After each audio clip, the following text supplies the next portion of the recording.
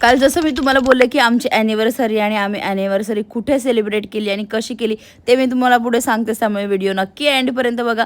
Good morning guys, कशा आहात तुम्ही सगळे? आय होप तुम्ही सगळे मस्त असणार, मजेत असणार. सो माझं दिवसभर ऑफिस चालू होतं आणि माझे एवढे डोळे दुखायला पण लागलेत ना.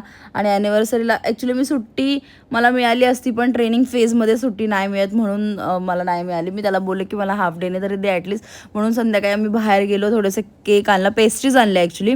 केक नाही आणला कारण की मला नको येते, मी एकदम जरा तोंडावर ताबा ठेवायचा म्हणून म्हटलं पेस्ट्री झालं. भले मी एक घास तरी खाईल त्या सगळ्यातला, पण थोडंच बरं आहे कारण की मग तो ना ते केक तसाच पडून राहतो, कोण खाणार पण नाही घरात.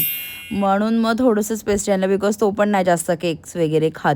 आणि आम्ही ॲक्च्युली हा टेरेसवर सेटअप केला होता जस्ट नॉर्मल, कारण की बाहेर जायचं होतं. पण विषय असा आहे ना की माझाही बड्डे 1 तारखेला आणि 5 तारखेला माझ्या पप्पांचा बड्डे आणि त्याच्यानंतर 12 तारखेला प्रतीकचा बड्डे. त्यामुळे आम्ही कुठे बाहेर सेलिब्रेट करायला गेलो नाही, नाहीतर मग गेलो असतो. म्हटलं एकत्रच आपण सगळेजण जाऊ आणि सेलिब्रेट करू. म्हणून मग म्हटलं थोडंसं टेरेसवर सेटअप बनवूया, बिकॉज माझं ऑफिसही साईड बाय साईड चालू होतं आणि मला फारच त्याने वैताग दिला होता ऑफिसमुळे.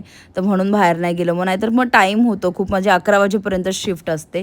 आम्ही जस्ट असंच बसलो होतो, प्रेझेंटच्या फ्युचरच्या गप्पा मारत, रडत, भांडणं करत, मजा मस्ती करत. 2 वर्ष कसे निघून गेले मला समजलं नाही. ही माझी 2nd ॲनिव्हर्सरी आहे आणि खूप मजा आली टेरेसवर, बिकॉज पीसफुल वाटतं आमच्या टेरेसवर, खूपच भारी वाटतं.